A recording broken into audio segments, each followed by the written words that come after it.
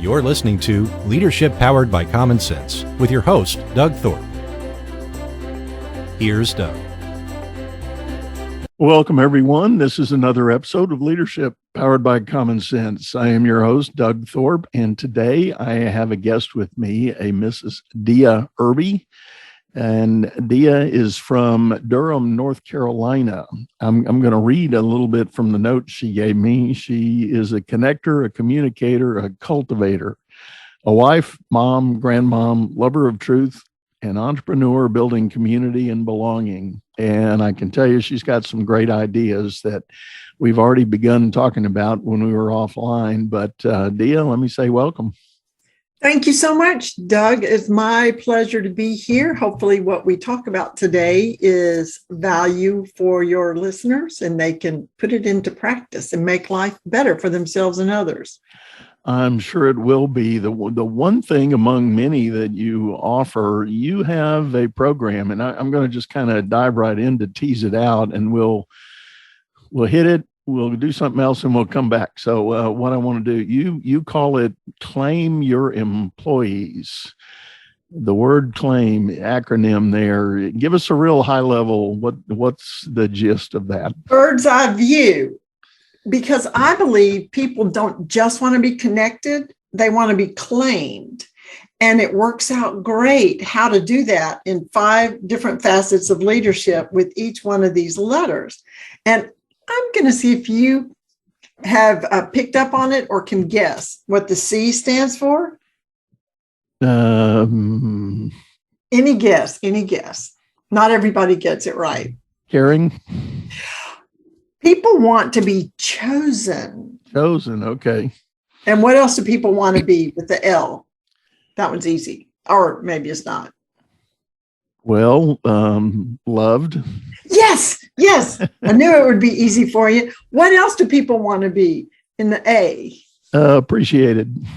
Appreciated, acknowledged. Acknowledged, yeah. Almost the same thing. What about I? What do people want to be? I think they want to be involved. That's what We'll work with that. Work with that. They want to be invested in. Okay. And if they're being invested in, then they are involved. So we'll make that work. And what about the M? M. Boy, there's a lot that could probably pack in there. I've got 3 words that I use for it, but yes. The word that comes to mind, I'll just go with it, is motivated. Okay, they would be motivated if they know that they matter. Okay. And that they are made for greatness. Now, originally, I said made for greatness, but then you get the idea that means everybody's supposed to be on the front page of a magazine or in the news.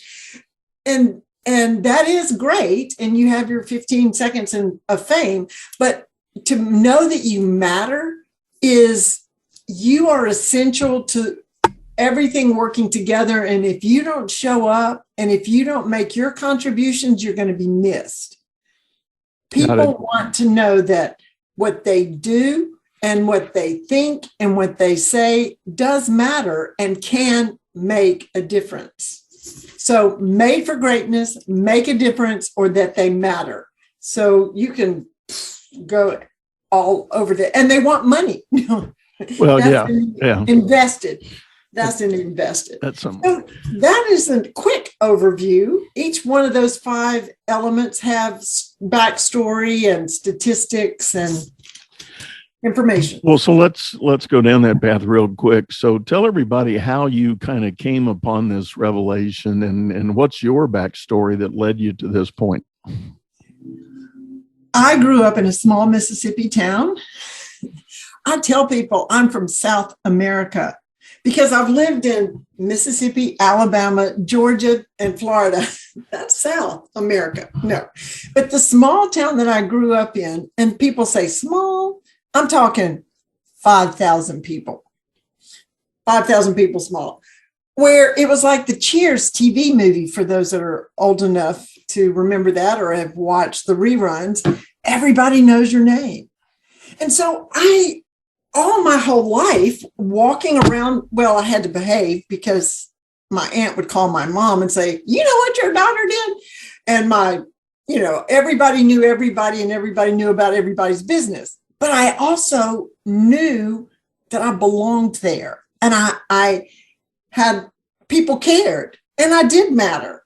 And people would say, well, how's your mom and Nia? And for those not in the South, that means, how is your mother and all of your relatives that I have not seen for a while? And tell them I said hello. That's the translation of how's your mom and Nia? Then I got married, and we moved after my husband graduated from graduate school to Central Florida, 13 hours away from anything and anyone I knew. And I wasn't greeted anymore with, how's your mom and Nia? I would say, hi, nice to meet you. I'm Dea. And they would go, so? And it was like, I had never felt the not belonging. So from that, and because I knew I wasn't the only one not feeling like I belonged, I knew that other people had that same experience if they weren't included. And then I went on a quest that, how can you help people feel like they belong? Now, this works in your family, and we raised over 3 decades. My husband and I had 8 children. That was a community in itself. For sure. Just one short of a baseball team. Yes, but we had basketball team with extras, and or 3-on-3. That was no problem. But so, you can use these principles in the family, but also my husband was a pastor. And as we traveled around to all these places we lived, most of the time it was in church plant work where there was just a small group, or it was a church that really needed the life blown back into it. And in all of those situations, implementing the making people feel involved, making everyone know that they mattered, that if they weren't there, we missed them. And now, then before my now, because I've reinvented myself all the time, I owned a tea room cafe in the North Georgia mountains. Cute, quaint little place in this small community, which reminded me so much of home. But everybody that came in knew that they were welcome, they were recognized. I had a card file if people wanted to write down which tea they liked so they could keep it in there. And every time they came, they'd go, what's my tea blend? Or, what did I do? So that was how I implemented building community. And even now, I'm a real estate agent. And I just finished writing some handwritten notes. Of course, I guess you don't write not handwritten notes, but to send to my clients, and calling them and just seeing how they're doing, just making sure that they know I have chosen to include them in my company. And if people are satisfied, your business, if you have served them well, then they're going to refer you. Well, you can't work with anybody else, and you've got to call Dea because she'll do the job for you, because I have loved on them by accepting them for who they are. And I've got a diversity of clients, and I serve them all. So that is how that's sort of that's my story, and I'm sticking to it. Well, I love it. I think that's great, the revelation and this whole acronym of making people feel claimed. I like that. And I'm kind of fast forwarding now in my mind, thinking of let's talk about a business sense real quick, because this show is about being a better leader. And the question then becomes, you as a leader, what can you do to implement this with your people if you haven't already done some degree of it? And I want to start with the first one, being making people feel chosen. It's funny to me, people go out and they agonize over hiring people to come in on the team, and then they immediately park them in a desk or at a workstation or a cubicle or at someplace out in the shop, and they're not chosen anymore because they've already arrived. Right. And I'm just always puzzled by that mindset when I find out a company owner or a leader is prone to treat people that way. And then they wonder why people get disgruntled and leave quickly. I read a statistic. The Workplace Stability Institute did a survey, and they asked the supervisors to list in order of importance the 10 motivating factors that they thought the workers were interested in. And they picked things like salary, vacation, all these different things. What's interesting is they also asked, same survey, all the workers, what their top 10 in order of importance factors were for motivation. And the three that they picked, number one being acknowledgement for their contributions. Number two was feeling like they were in on it. So if you're chosen and you feel like you're in the in, then that's their second one. And the third one was that they wanted help with their personal problems. And do you know where those three were on the list from the supervisors? Probably not even on the list. They were on the bottom. Or at least way down at the bottom, yeah. Way down at the bottom. So first of all, a supervisor needs to look at, just like you're saying, okay, I've got somebody hired, I'll bring them in, I'll sit them at their desk. Okay, that's good. Now moving on. No, you need to look at your person the way, from their perspective. Right. And remind them that they're chosen. Just even as verbally saying, I'm really glad that you're here to work with us. Affirm. And how much energy does that take? Right. Well, and I think that borders on and runs very closely to a process and a principle that I teach folks. I have a whole body of work that written a book on about building trust at work.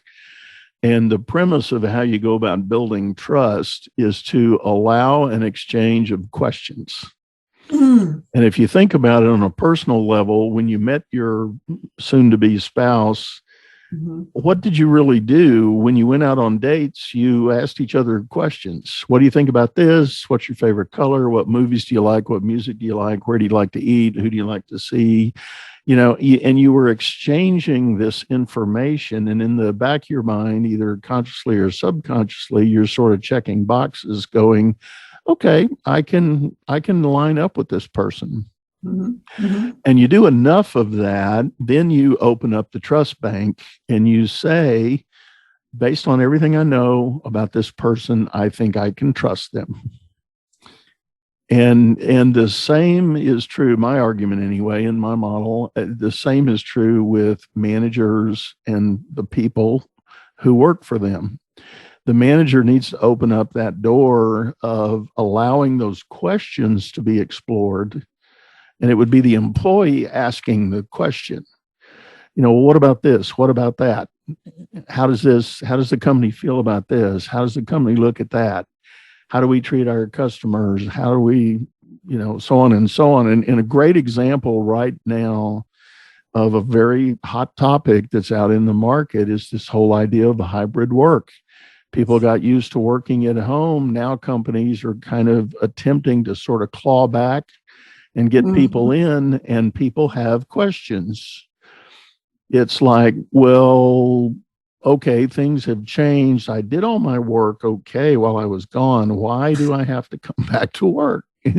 Why do I have to sit in the office? So it's a whole new set of questions.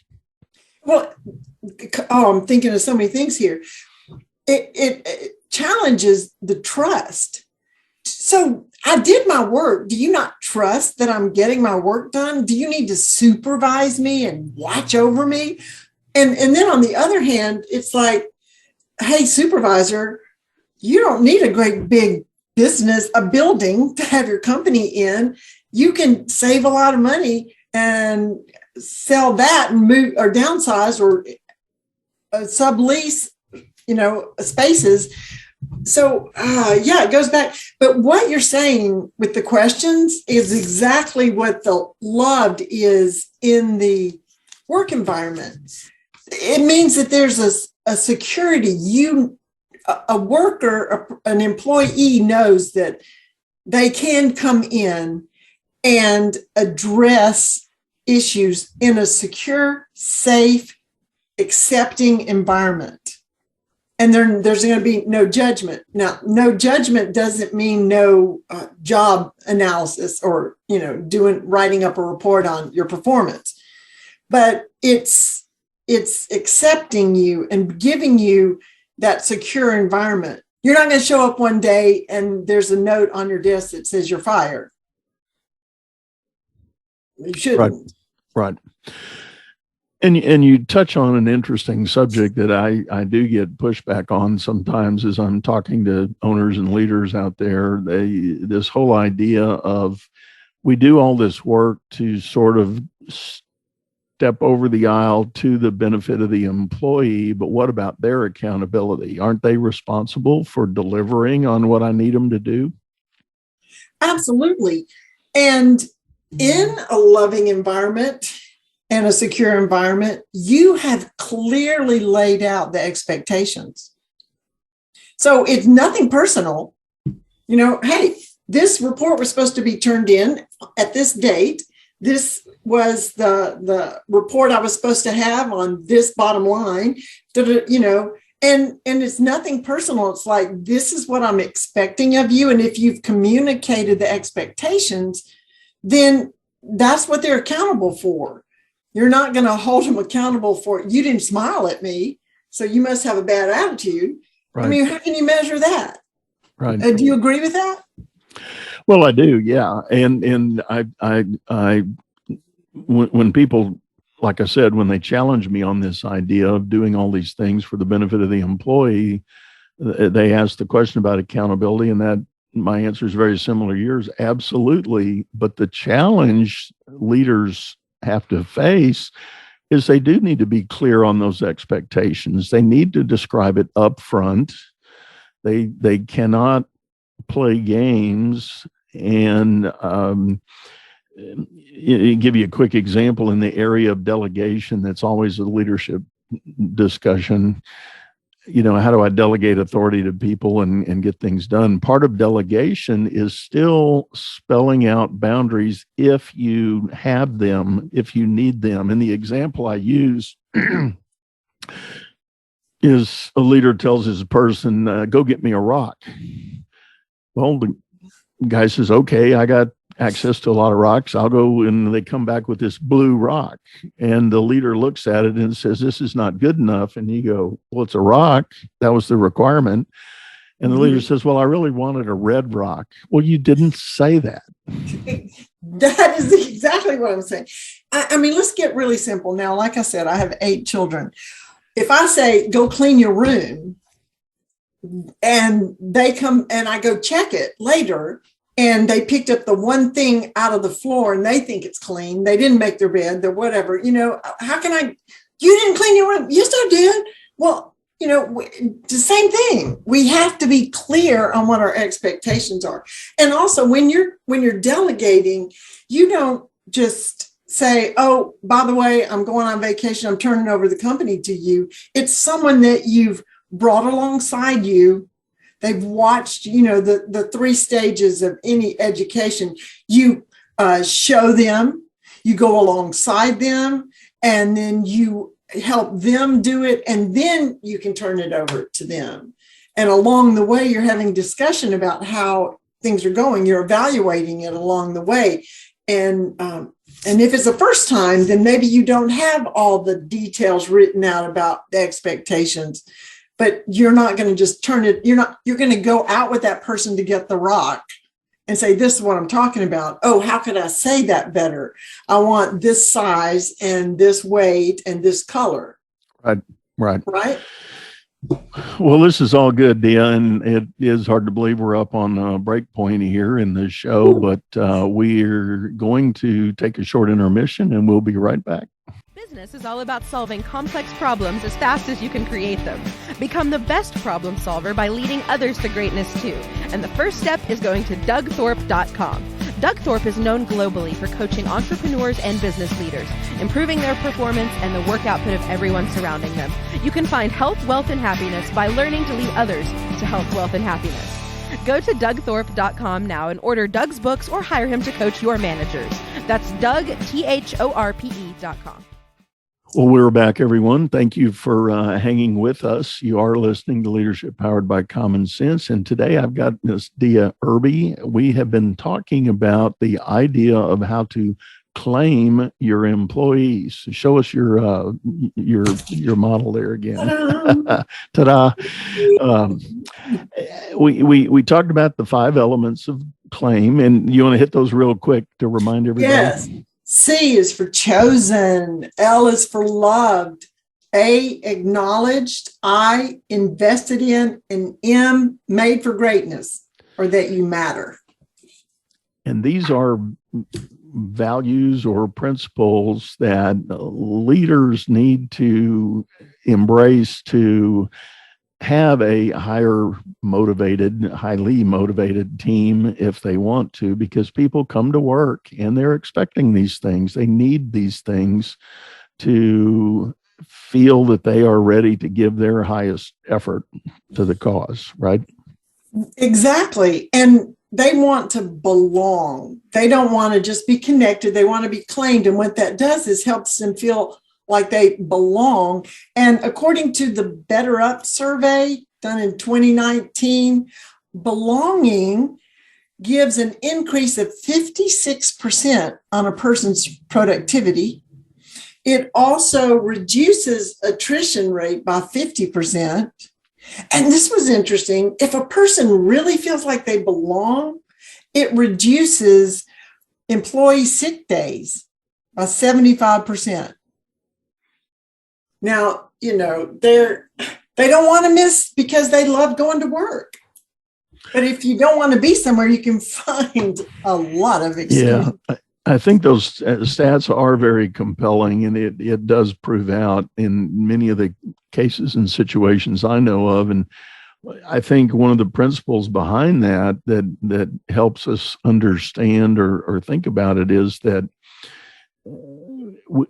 if we all get honest with ourselves, even our own willingness to go to work, there's like 2 levels. We can show up at level number 1 with a willingness to do the work that's going to secure our job.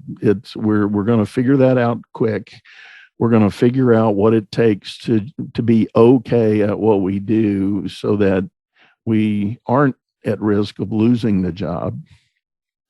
But there's another gear, and I call it discretionary effort. That's when the person says, I do have 110% I can give to this. I do have more energy, more focus, more willingness to contribute because I am inspired. I do feel loved. I do feel belonging. I'm ready to kick it into that extra gear. And when we really enjoy our work, we operate at that second level on a regular basis without even thinking much about it. And it doesn't feel like burnout. It doesn't feel like fatigue. It's enjoyment. Absolutely. Working out of your passion helps. Of course, it goes way back to the very beginning when you're hiring and asking enough questions to know if the person you're hiring or bringing on to your team is going to have the passion, or are they just looking to have a job because they like food with their meals? Right. And that reminds me of another premise that I work with a lot of clients on, and that is this. I firmly believe, after all my trips around the sun, that if you've done a reasonable job in your hiring process to cover those things you just mentioned, you try to select someone that truly is a, what we call good fit for the job. Mm-hmm. That person is going to show up wanting to do the right thing. Fundamentally, just at the core, they're going to want to do the right thing. If you don't show them what the right thing is or explain to them, guess what? They're going to do nothing. They're not going to do it badly. because they don't want to do something wrong. They're just not going to do anything because they're afraid of doing it wrong. Follow my logic here? They want to do it right. If they don't know what that is, they do nothing because they don't want to do it wrong. So it's a very strange mindset that I think a lot of leaders lose sight of along the way.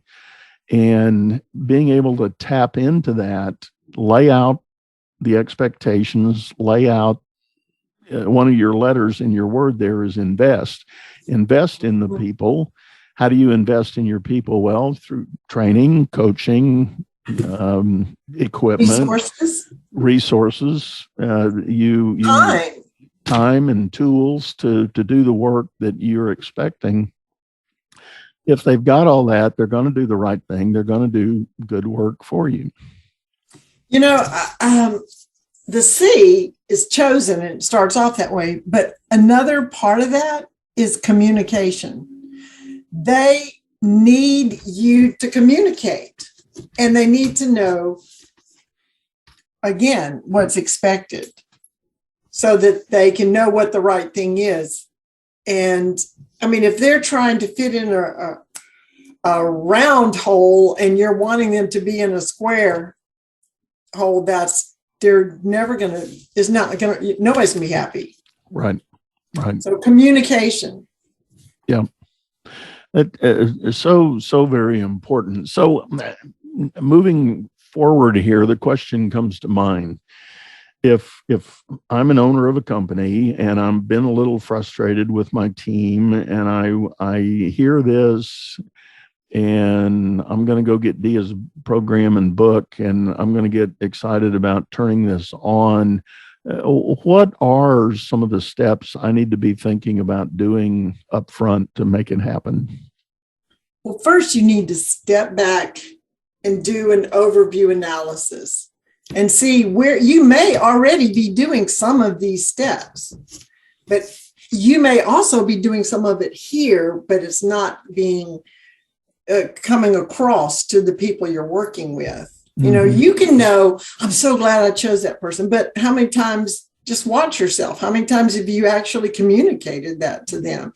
Or have you given them an opportunity to actually share with you in a secure, non-judgmental atmosphere? And so the first step is just to step back and look at your situation and see what you can do to see where you are. Give yourself a grade, get a ground level of where you are and what you're doing. And it is possible, I see this happen a lot, it is possible that if you've got a number of people on your team, you're treating people at different levels. You got your favorites, you got your people that have worked themselves into your definition of a penalty box, and you know, the honest assessment is you're not necessarily looking at everybody fairly. Right. And just like you can't have favorites with your children, you have to love them all the same, even though sometimes you don't like them, but you always love them. That you have to treat people equally, because whether it's known or not, whether you verbalize it or not, people know. So right. that would be a great next step. Okay, if I am implementing some of these strategies, how, what does that look like? And is it equally done? Now, like acknowledging. I have a friend that took a job as a mid management of a company, and he was told to either close it, redesign it, or do something else with it, his choice. And one of the first things he did was he discovered that everybody had talked about this wall of honor, this wall of fame for the top producers. And nobody ever did it. They just talked about it. Well, he said, why haven't? Well, people wouldn't show for their pictures. Blah, blah, blah. So he said, we're going to do this. These are the people. I have a professional photographer. If you don't if you can't come to the appointment, then I will send the photographer to where you are and you can pay for that. Guess what?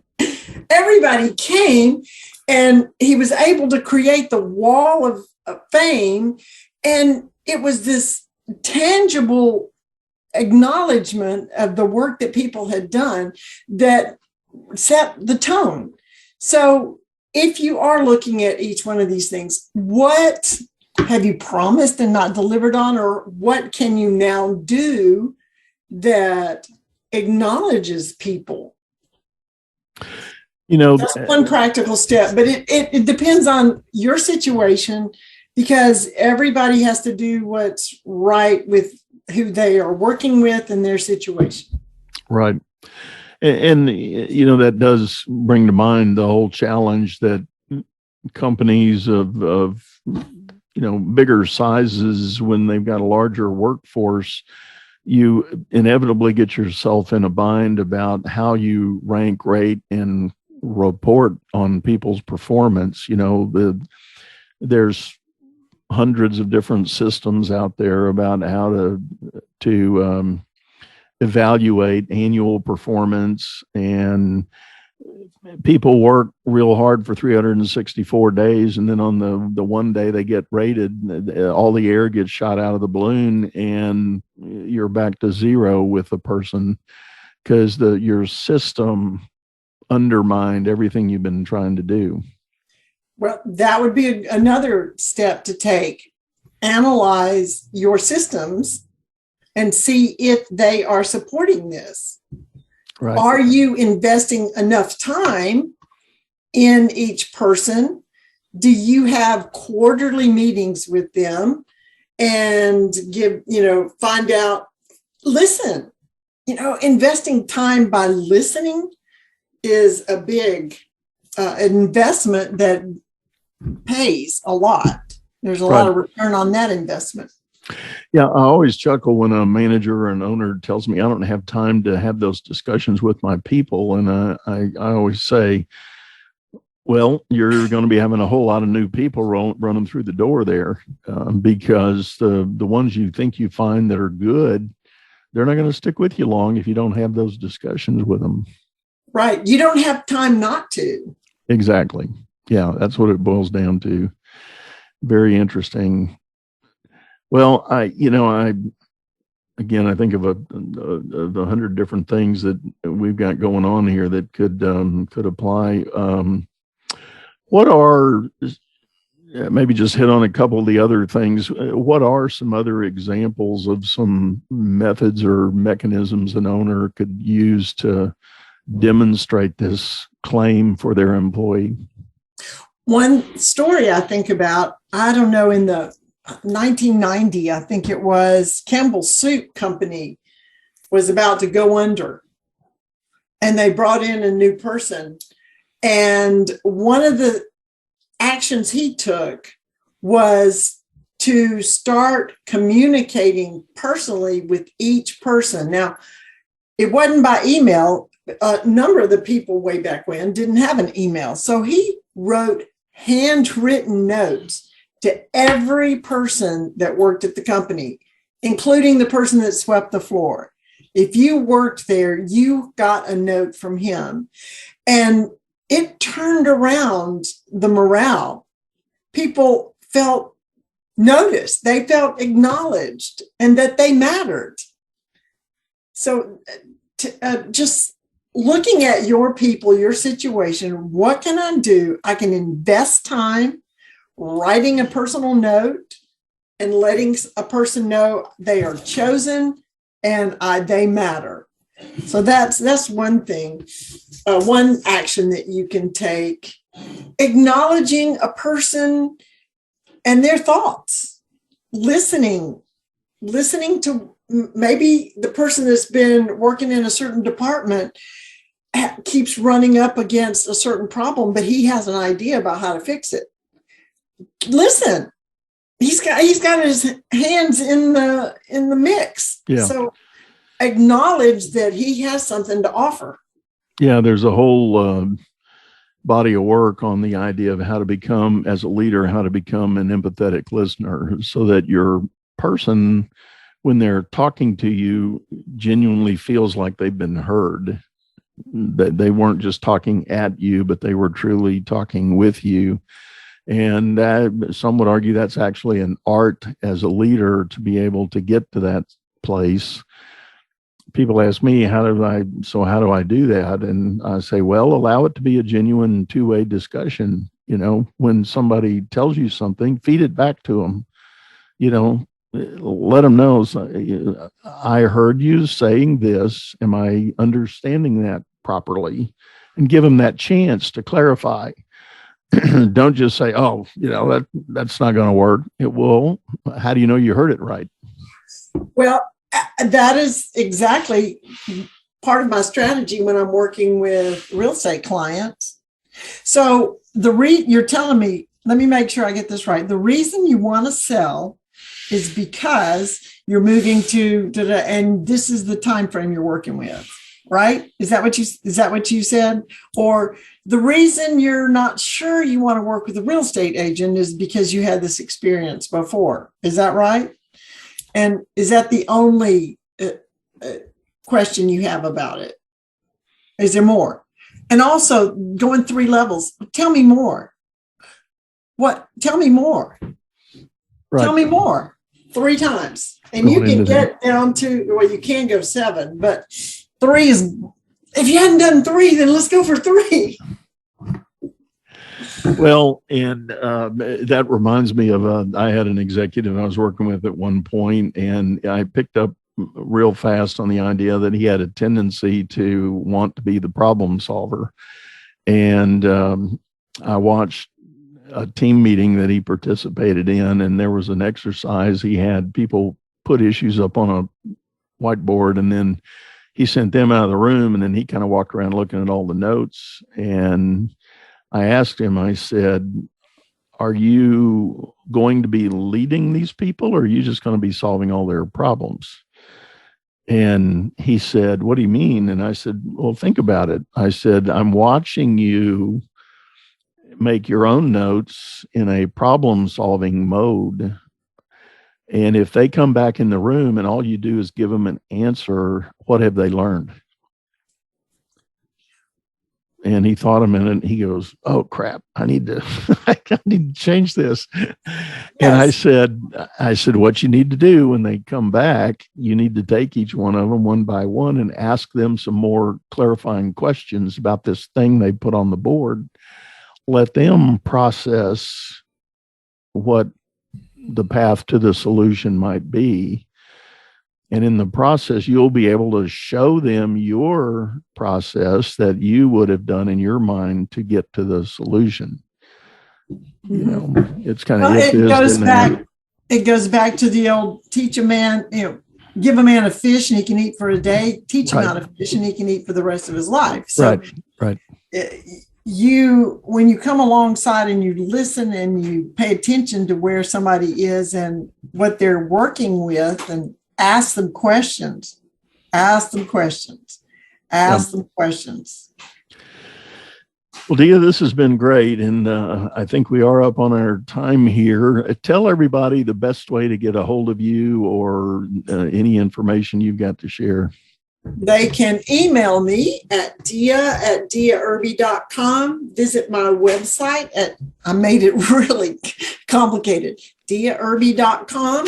And find me on Facebook, Deairby.com. LinkedIn. I don't check LinkedIn very often, but I'm there. And yeah. Well, we'll have all that information in the show notes, everybody, and you can check out Dea's information and show us one more time your teaching tool there. We want to make people feel that you have claimed them as their employee. Right. In a sea of humanity, belonging is the shore of security, love, and identity. That's great. Good closing thought. And I think I will, on that message, we will sign off. And thank you, everyone, for listening to another episode. We look forward to seeing you again. And one last time, Dea, thank you for your time and sharing with us. Thank you. I appreciate it. We had fun. Likewise, I agree. All right, everybody. We'll see you next time. Bye-bye. You've been listening to Leadership Powered by Common Sense, hosted by Doug Thorpe. If you would like to know more about the coaching and advisory services he provides, visit dougthorpe.com.